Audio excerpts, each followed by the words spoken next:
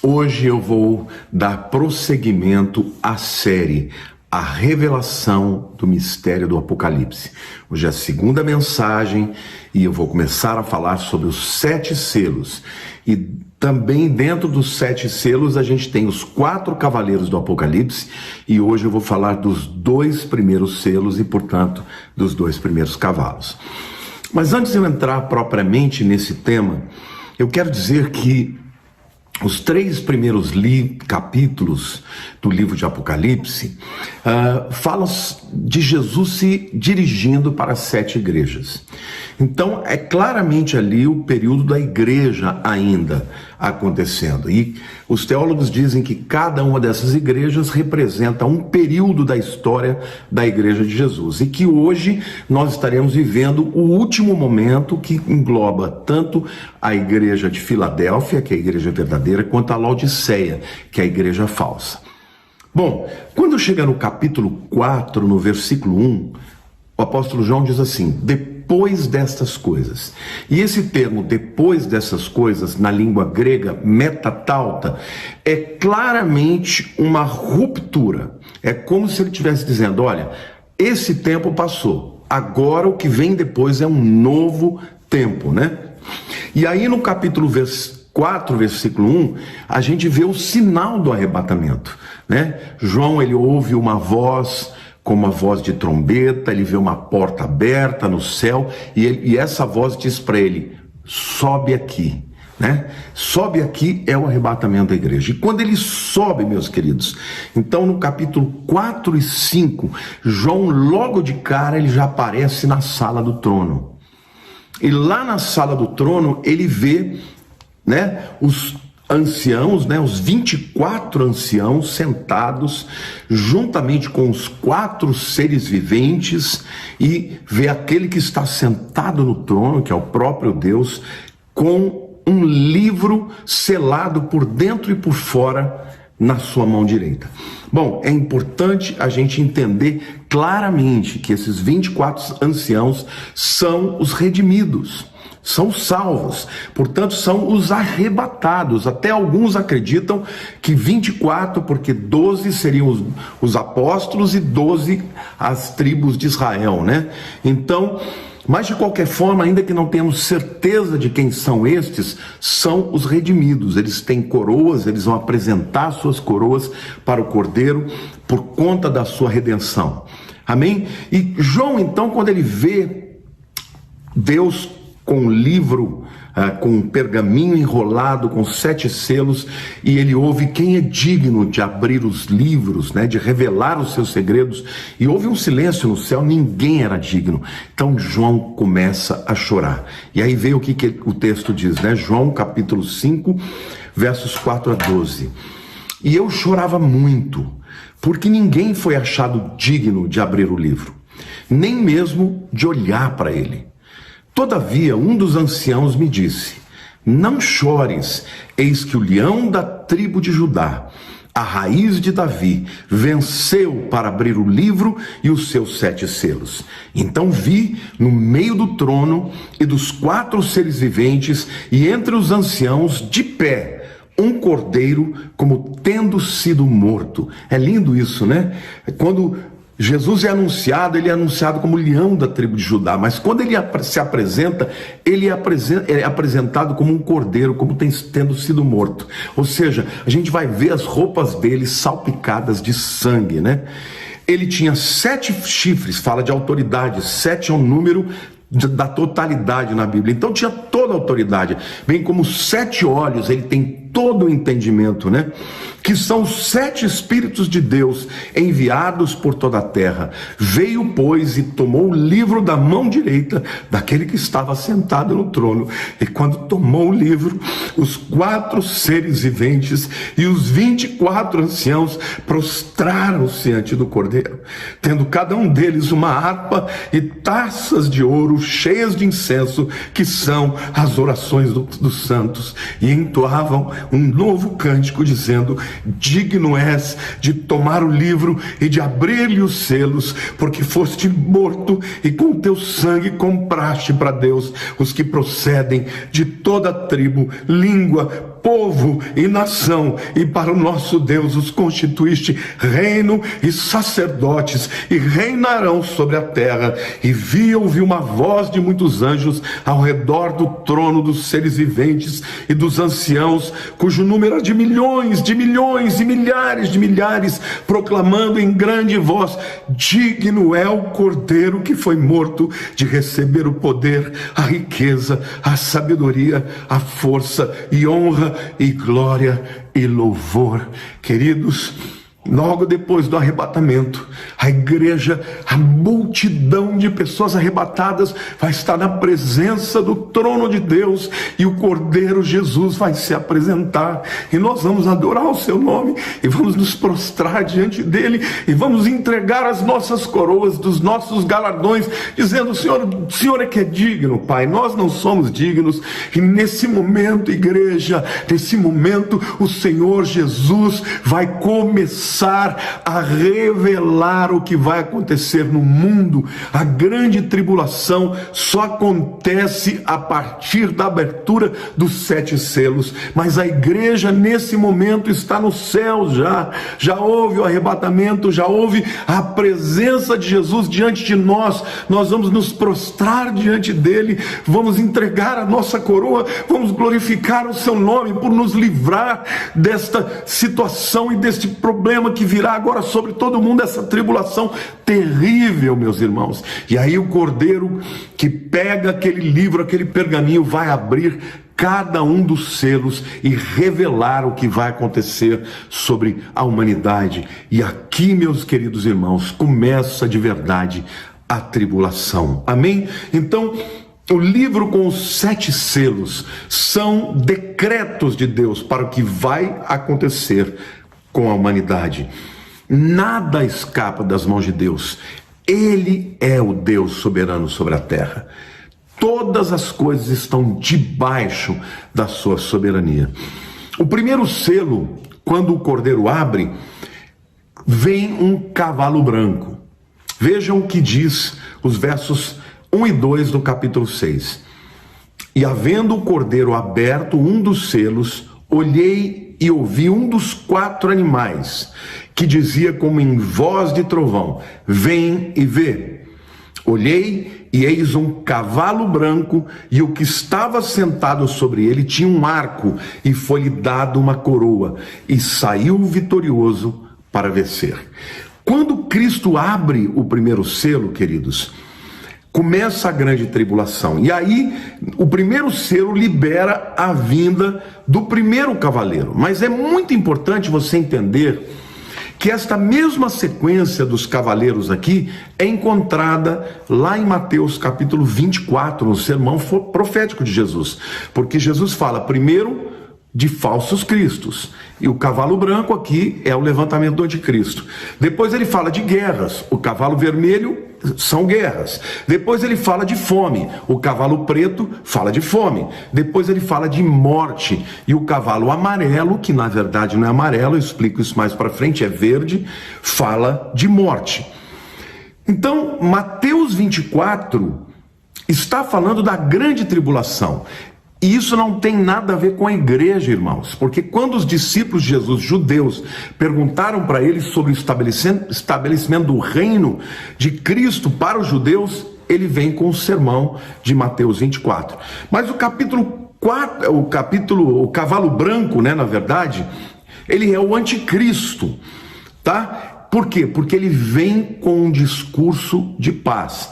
A cor branca é a cor nas escrituras para paz, né? Fala de paz, fala de justiça, fala de santidade. Mas Jesus nos adverte, a palavra de Deus nos adverte lá em 1 Tessalonicenses capítulo 5, versículo 3. Quando andarem dizendo paz e segurança, eis que lhe sobrevirá repentina destruição, como vem as dores de parto, a que está para dar à luz, e de modo algum escaparão.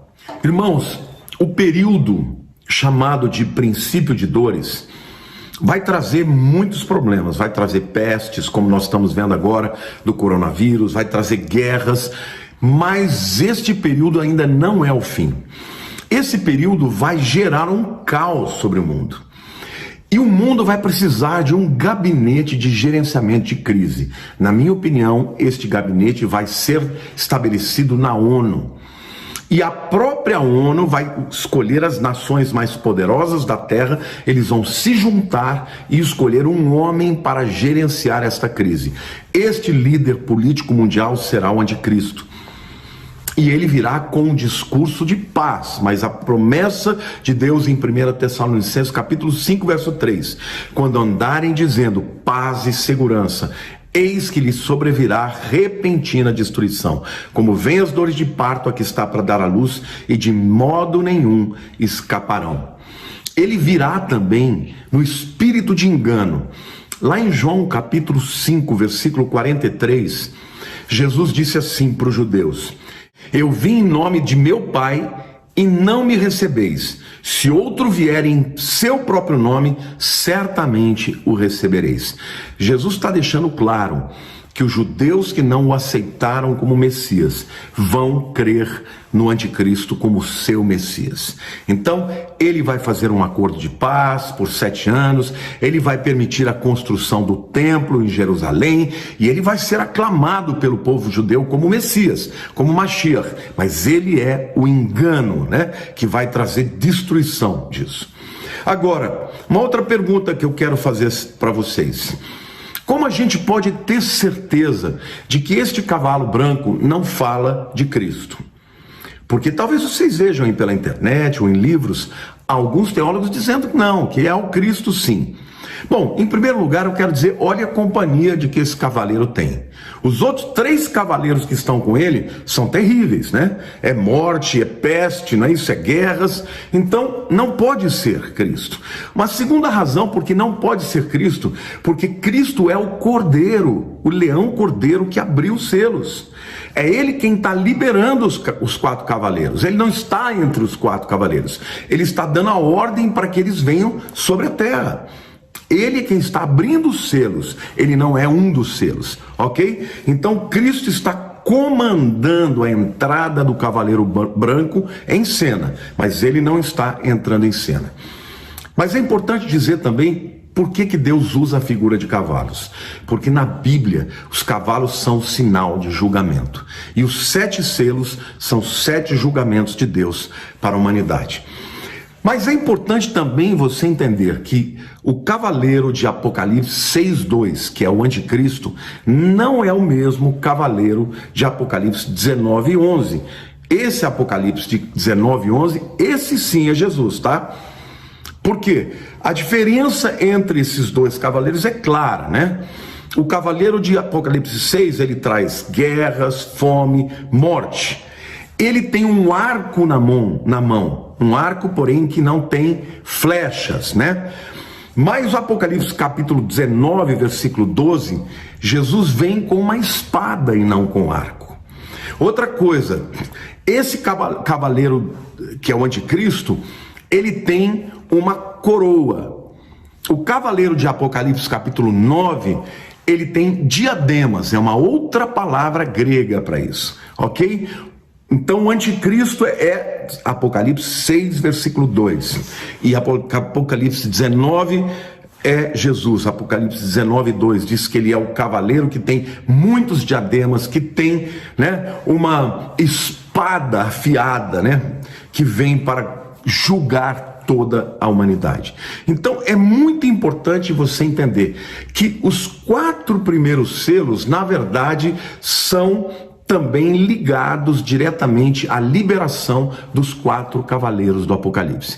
O primeiro cavaleiro do Apocalipse é o anticristo. Ele vem de branco porque ele propõe a paz, mas na verdade a paz dele é mentirosa. Ele vem no espírito de engano.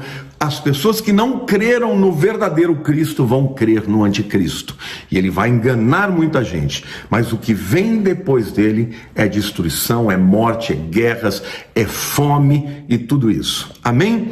Bom, então o primeiro selo que foi aberto libera o primeiro cavaleiro, que é o cavaleiro branco. que é o anticristo.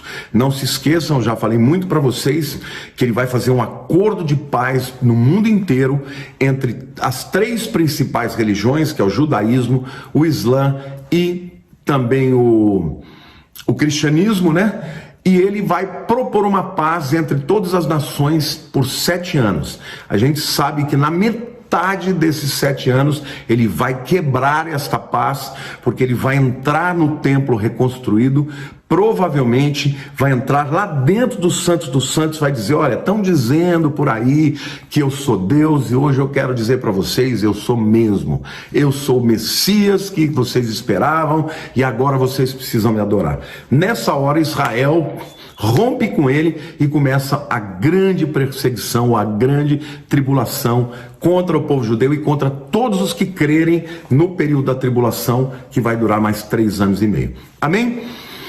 O segundo selo, irmãos, libera o cavalo vermelho. Apocalipse capítulo 6, versos 3 e 4 dizem o seguinte: havendo aberto o segundo selo, ouvi o segundo animal dizendo: vem e vê. E saiu outro cavalo vermelho, e ao que estava sentado sobre ele foi dado que tirasse a paz da terra e que se matassem uns aos outros, e foi-lhe dada uma grande espada. Esse segundo cavaleiro é o cavaleiro que vai liberar guerras no mundo. E sabe, gente, a gente vive num país, o Brasil, embora eu sei que eu estou falando agora para muito mais gente de outros países, mas quem não está acostumado a viver em guerra não entende o que é exatamente viver debaixo de uma guerra. Viver num país pacífico é uma graça de Deus extraordinária. A gente não tem ideia, noção do que é viver debaixo de guerra, mas eu quero dar alguns números aqui sobre algumas guerras que aconteceram no mundo para que você entenda do que eu estou falando. No final da Primeira Guerra Mundial, em 28 de junho de 1919, foi assinado o Tratado de Versalhes.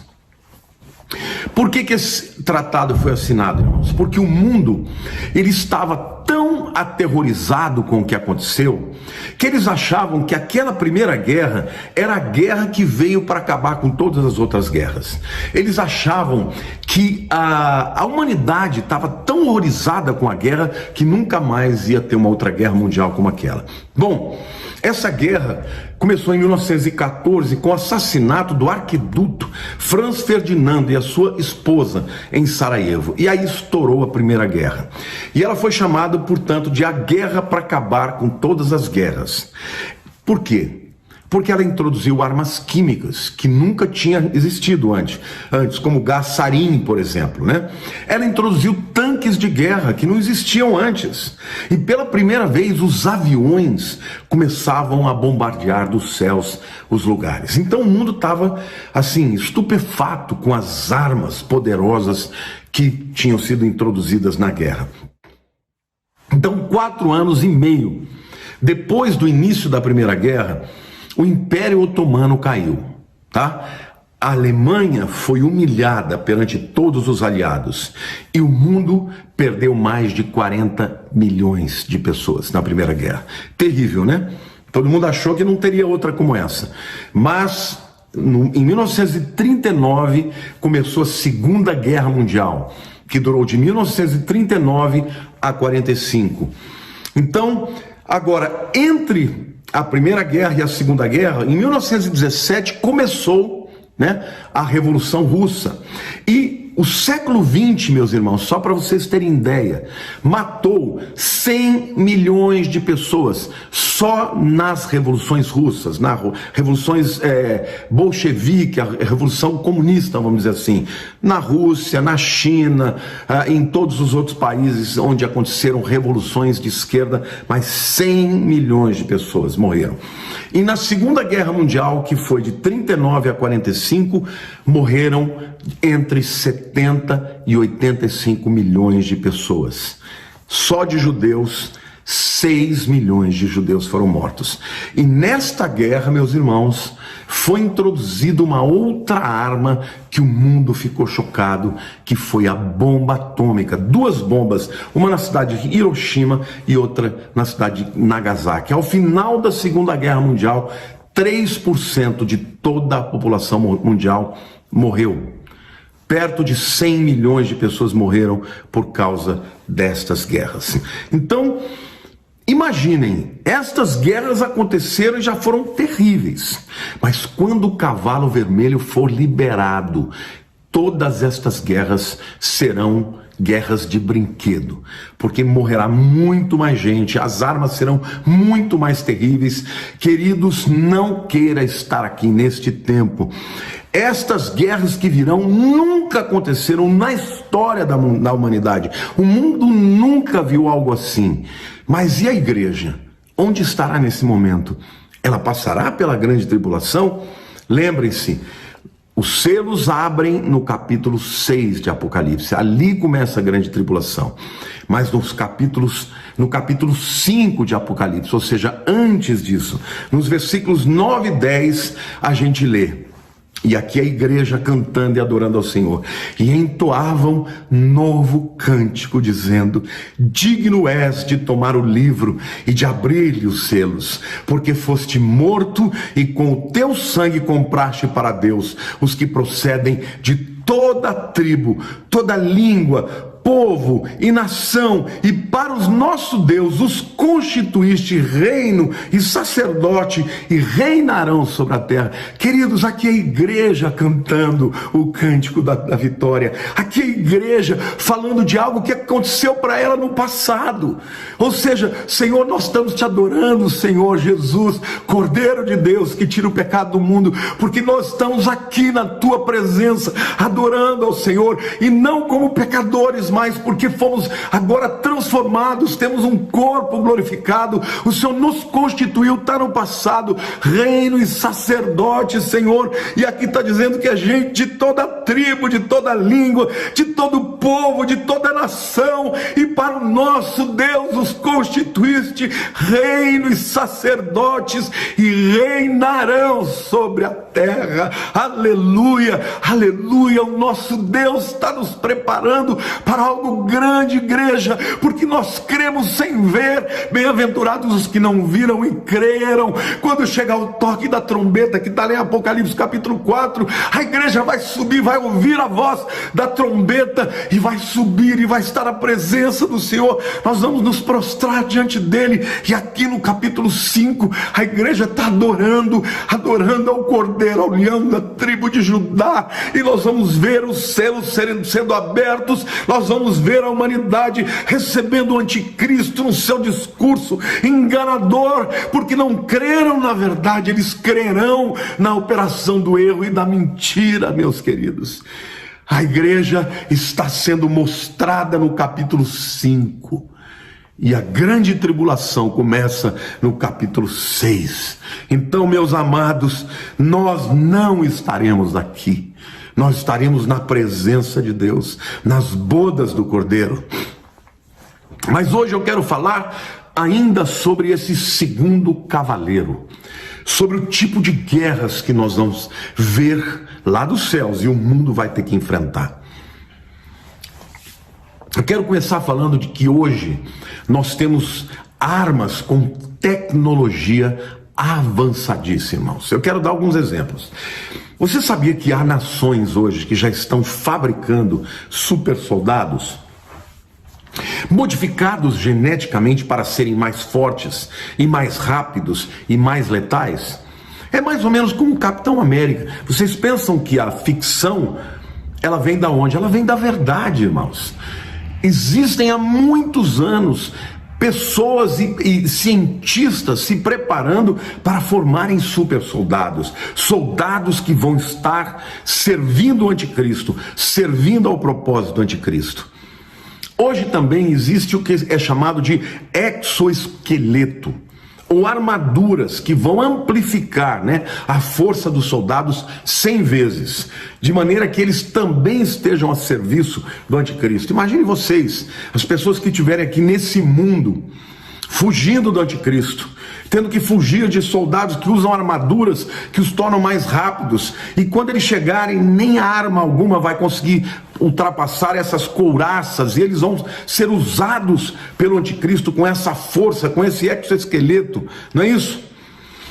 Estudos avançados também já testam chips, meus queridos, em pessoas. E esses chips, eles têm o objetivo de separar a mente das pessoas, a sua razão dos seus sentimentos. Por quê? Porque estes soldados serão super armas. E eles vão matar sem dó, matar sem sentimentos. Por quê? Porque a gente sabe que o nosso cérebro sente através da secreção de algumas substâncias, né, que fazem a gente sentir. Serotonina da alegria, dopamina dá foco, não é isso? Ocitocina dá ligação, dá amor, dá paixão, e eles vão conseguir separar a razão dos sentimentos e das emoções.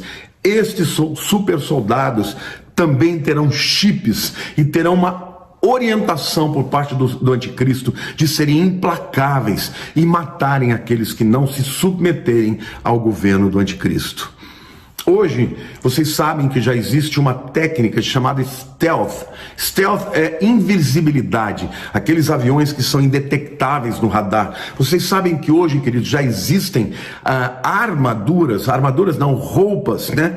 Vestimentas que usam essa tecnologia de stealth para pessoas. Ou seja, até os soldados do anticristo serão revestidos vamos dizer assim, de uniformes, né, de vestimentas que os tornam invisíveis, indetectáveis, para que eles sejam pegos de surpresa. Isso é só o começo. Estamos falando aí de soldados que vão perseguir as pessoas nas casas, no meio das matas, em todos os lugares, para trazê-las para esse governo mundial e para que eles estejam diante de uma grande decisão: rejeitar a Jesus e poder viver, ou permanecer crendo em Jesus e morrer. Então, não vai ser um tempo fácil. E as armas de destruição em massa? Sabe, gente, a bomba que destruiu Hiroshima tinha 20 mil toneladas de TNT, né, que é dinamite. A bomba de hidrogênio que existe hoje, tem a potência de 20 milhões de toneladas. Nós estamos falando de 20 mil, 10 vezes seria 200 mil, 100 vezes seria 2 milhões. Então estamos falando de 2 milhões vezes 10. Meus irmãos, 20 milhões de vezes mais poder de destruição. Uma bomba de hidrogênio 20 milhões de vezes mais poderosa do que a bomba que destruiu Hiroshima e Nagasaki. Isso não é tudo. Vocês sabem que já existem armas químicas hoje. E as armas químicas são substâncias que já existem e são usadas até no uso industrial, mas que quando usadas para destruição em massa, vão fazer coisas terríveis, tá? Essas armas químicas que existem hoje já são divididas em 5 classes. Primeiro, as neurotóxicas, que agem no sistema nervoso central, como o gás sarin, por exemplo. O segundo tipo são as armas sufocantes. Esses produtos acabam causando sufocamento de todo o organismo vivo.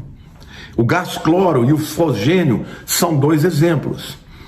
O terceiro grupo são os vesicantes. Essas substâncias agem principalmente nos olhos e na pele da vítima, causando bolhas características que doem muito e podem incapacitar o inimigo. O quarto tipo de arma são os agentes sanguíneos. Estes produtos são todos feitos à base de cianeto e foram agentes tóxicos usados pelos nazistas na Segunda Guerra. A vítima morre em alguns minutos. E por último lugar são as armas que são toxinas. E essas são substâncias que são retiradas de micro-organismos, como por exemplo cianobactérias, algas marinhas, e outras são tiradas de sementes de mamona. Ou seja, o mundo já tem armas químicas para acabar com a humanidade. E quando o cavalo vermelho for liberado, isso tudo vai ser colocado em prática. Teremos também uma guerra de robôs, uma guerra de drones, onde estes instrumentos irão onde as pessoas não podem ir e matarão, destruirão bunkers, destruirão casas, destruirão prédios, edifícios. O mundo vai ficar num caos, irmãos. Temos ainda a utilização da chamada miniaturização, né? Essa é uma palavra grande, que significa uma tendência mundial hoje de tornar cada vez as coisas menores. Por exemplo, primeiro criamos os microchips, e os microchips se desenvolveram para nanochips, menores ainda. Os nanochips estão se desenvolvendo para se tornarem chips moleculares, ou seja, vão estar dentro das moléculas das nossas células. Que coisa, irmãos! Hoje temos então bombas nucleares, temos uma tecnologia avançada para que o exército do anticristo possa avançar na terra, nos céus com aviões indetectáveis, com drones, na terra com robôs, também com armas químicas, com armas neurotóxicas, e ainda não citei a chamada bomba de nêutrons. Essa é uma bomba terrível, meu irmão. Já existe. Por quê? Porque ela vai além das armas radioativas. Essa bomba é a bomba mais secreta que existe. Talvez 1 ou 2 países tenham de fato, muito se fala disso, mas talvez 1 ou 2 países tenham de fato desenvolvido esta bomba. O que é uma bomba de nêutrons? A bomba de nêutrons é uma bomba termonuclear. Em outras palavras, ela libera fluxo de nêutrons e ela ataca literalmente as proteínas do corpo de todos os seres vivos. O que vai acontecer, meu querido? Enquanto as armas de hidrogênio, as bombas atômicas destroem as coisas, a bomba de nêutrons não. Tirando, vamos dizer assim, o lugar que é afetado pela enorme liberação de calor. Por exemplo, se joga uma bomba num prédio, aquele prédio pode ser incinerado, mas a cidade inteira que está em volta dele as criaturas vivas vão morrer, porque essa bomba vai afetar diretamente dentro das moléculas de proteína e as pessoas vão morrer na hora e os prédios vão continuar. Isso é a bomba de nêutrons, mais uma das maldades que serão usadas dentro dessa liberação do cavalo vermelho ou o cavalo da guerra. Quero dizer ainda que tem um outro tipo de arma, que é chamada de EMP, ou chamada bomba de pulso eletromagnético. O que é isso, irmãos? Essas bombas, elas são inimigas da tecnologia. Porque quando uma bomba de pulso eletromagnético é soltada, o que acontece? Tudo que existe de eletrônico pifa. Para na hora, irmãos. Então, um ataque desse que pode atingir cidades inteiras, que pode atingir uma nação inteira, vai simplesmente fritar todos os computadores. E tudo que funciona por computador vai acabar. Internet, comunicação, computadores, hospitais, imagina, tráficos, sinais de trânsito, tudo, iluminação, tudo, meu querido. Se tiver no inverno, não vai ter aquecedor, não vai ter nada, porque hoje tudo funciona de maneira eletrônica através do computador. Vocês sabem que tem uma estimativa feita pelos órgãos americanos que se houvesse um ataque de MP, né, de pulso eletromagnético contra os Estados Unidos, depois de 12 meses, essa é uma estimativa real de hoje, depois de 12 meses de um blackout, 90% de toda a população americana morreria de fome. Morreria ou de fome, ou de convulsões, ou de doenças, ou de saques, ou de ataques, e daí por diante. Queridos, é isto que vai acontecer quando o segundo cavalo, o cavalo vermelho, o cavalo da guerra for liberado sobre a terra. Será um tempo como nunca houve na humanidade. O terror será sem precedente. As pessoas não terão para onde correr. Mas segundo as palavras de Jesus, ainda não é o fim. Haverá mais. Os próximos selos trarão ainda mais horror. E eu quero ler Mateus 24, versículos 6 a 8, que diz assim: E certamente ouvireis falar de guerras e rumores de guerras. Vede, não vos assusteis, porque é necessário assim acontecer, mas ainda não é o fim, porquanto se levantará nação contra nação, reino contra reino. Está falando das guerras, né? E haverá fomes e terremotos em vários lugares, porém tudo isso é o princípio de dores. O mesmo padrão do princípio de dores que acontece antes da grande tribulação acontecerá depois na grande tribulação, só que multiplica por 1000. Vai ter guerras muito mais poderosas. Vai ter matança, morte, muito mais do que já houve até então. Vai ter pestes muito pior do que o coronavírus. Vai ser pior do que o ebola. Vão ser doenças que vão comer as pessoas vivas. Queridos, alguém vai dizer, poxa, mas você está querendo provocar aí um pânico nas pessoas. Não, queridos, eu estou falando o que a Bíblia diz. Quem tem ouvidos, ouça o que o Espírito diz às igrejas. Você pode fazer uma escolha hoje, entregar a vida para Cristo, aceitar Jesus como Senhor e Salvador da tua vida e ser salvo. E não está aqui na grande tribulação, não se esqueçam. Os capítulos 4 e 5 falam do arrebatamento e da igreja na presença do Salvador. Nós vamos estar na presença de Jesus, o nosso Salvador. Ele é o leão da tribo de Judá, mas ele é o nosso Salvador, ele é o nosso Cordeiro. Quando João chorava, porque percebeu que ninguém era digno, a voz do ancião diz, não chores, porque o leão da tribo de Judá, aquele que foi morto e venceu, ele é digno. E quando ele entra na sala do trono, o cordeiro, o leão, ele é um cordeiro. Então ele é o cordeiro-leão, o leão-cordeiro. Ele é leão para o mundo, mas é cordeiro para mim, é cordeiro para você. Então, meu querido, aceite a Jesus como seu Salvador, invoque o nome dele hoje, faça essa oração comigo, diga, Senhor Jesus, eu não quero estar aqui neste tempo da tribulação. Senhor, eu confesso que sou pecador, eu entrego a minha vida a Ti, eu faço do Senhor o meu Senhor, o meu Salvador. E se você fez essa oração, meu querido, você foi salvo. E eu quero terminar esta palavra de hoje lendo o Apocalipse 3:10, que é a nossa maior promessa de que não estaremos nesse tempo da grande tribulação. Jesus está falando para a igreja de Filadélfia, porque guardaste a palavra da minha perseverança. Também eu te guardarei da hora da provação que há de vir sobre o mundo inteiro, para experimentar os que habitam sobre a terra. Esta promessa é clara. Jesus disse, vocês mantiveram a sua fé em mim, não cederam às afrontas, aos enganos do inimigo, vocês se mantiveram fiéis, também eu te guardarei da hora, não na hora, vou te tirar para fora no arrebatamento da provação, e não é qualquer provação, da provação que há de vir sobre todo o mundo, sobre o mundo inteiro, para experimentar os que habitam sobre a terra. Amém, queridos?